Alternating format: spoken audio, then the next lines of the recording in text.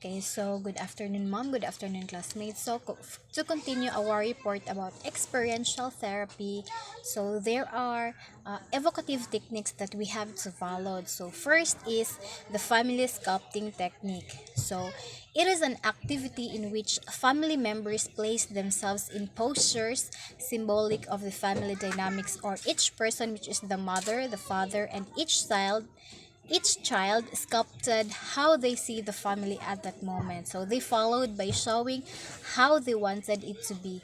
The physical movements between the two scenarios shows the possible changes people could make to create their ideal family. So in this technique, in family therapy, the therapist asks one or more members of the family to arrange the other members and lastly themselves in relation to one another in terms of posture, space, and attitude so as to portray the arranger's perception of the family, either in general or with regard to a particular situation or conflict. So this technique often reveals family dynamics visually in a way that may not be adequately captured in verbal description by family members. So next technique is the experiential family therapy technique. So first is the family puppet interviews. So ask a family member to make up a story using puppets. So kani siya nga family puppet interview, mag-ask ka sa usa ka family member nimo nga himo og story gamit ang mga puppets. So it is useful in determining conflicts and alliances. Second is the animal attribution. So a storytelling family members to attribute an animal counterpart to each member of the family and then tell a story about the animal protagonist. So this family therapy, or this technique is an approach to family therapy that addresses hidden and subconscious issues in the family through the use of activities or through the use of these family puppet interviews or this animal attribution by role playing, guided imagery, props, and expressive arts, and other active engagements. So when we see animal protagonist books, sample ani is Watership Doe by Richard Adam, White Font by Mass Market Paperback. So next technique is the family art therapy technique. So, the use of art and creativity may lead to greater self-knowledge. So, ang examples aning family art therapy is ang family is mag-draw sila or mag-paint sila about their emotions.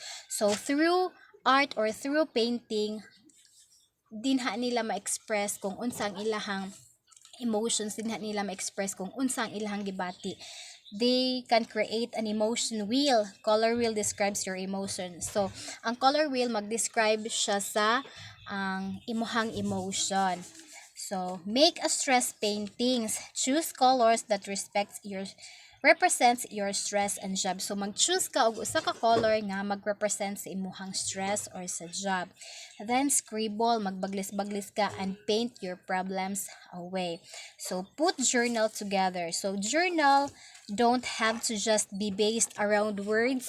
You can make an art journal as well that lets you visually express your emotions. So, ang journal din dili siya through words, but journal is pwede ka draw, mag-art journal. Pwede nimo din i-draw ang imuhang mga emotions, kung unsa ang mga emotions nga imuhang na feel.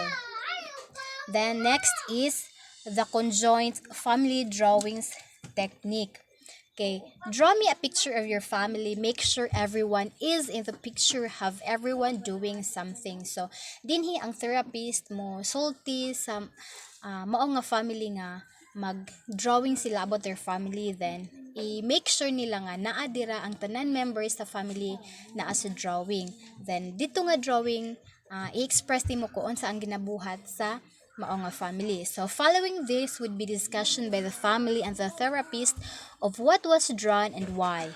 What this may show of how different family members perceive the family and possible alternative patterns the family might wish to explore or In this technique, i-assess ang family function kung unsa ang function sa usa ka family. Like for example, ang father, so kung unsa ang function sa father sa iyang family, so on and so forth.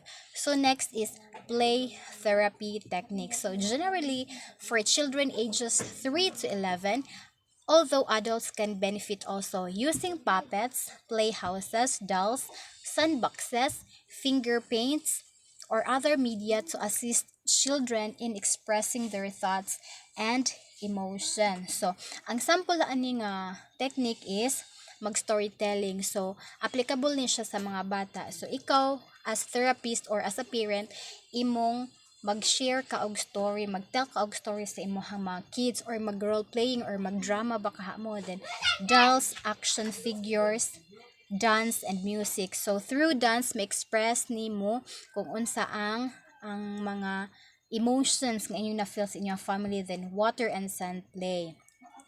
Next is the role playing technique. So, past events or hoped for a feared future developments can be made more immediate by role playing them in the now of therapy. So, mo ni akong giingon nga mag-dramatize mo. So, it is a method of instruction that meets these needs. So, individual takes on the roles of other people and act out the other feelings, thoughts, and behavior. So, mag-drama. So, in kana siya diha nga drama, ma-express nimo ang role sa members sa imong family. Then these techniques teach children the empathy and understanding of different perspectives. So sa role playing, ma-understand sa bata kung unsa ang mga different perspective sa usa ka tawo or within the family. The next is the gestalt technique. So use of techniques such as the empty chair to address emotional content surrounding those not present in the therapy. So, ang Gestalt therapy, the practitioner analyzed the client's habitual reaction. So, naay empty chair, naapoy therapist. So, ang therapist or ang practitioner i-analyze niya ang habitual or ang reaction sa mao nga iyahang client by i-observe niya kung how she acts or how they act or giunsa niya pag lingkod. So through this, people learn to discover feelings that may have been suppressed or masked by other feeling and to accept and trust their emotions. So in this technique, ma-learn sa mga tao or sa mga client pag-discover sa ilahang unsa ang ilahang na feel that may have been suppressed or masked by other feeling at natago sa ubahan feeling, then makalearn sila and they can learn to accept and trust their emotions. So that's the end. Oh no, there are two resonant emotive approaches and family therapy that represent a more sophisticated understanding of family dynamics or emotionally focused couples therapy and the internal family systems model. So first is the emotionally focused couples therapy by Johnson 1998. So emotionally focused couples therapy works on two levels in succession. So first is uncovering the hurt and longing beneath defensive expressions of anger and withdrawal. Then letter B, helping couples understand how these feelings are played out in the relationship.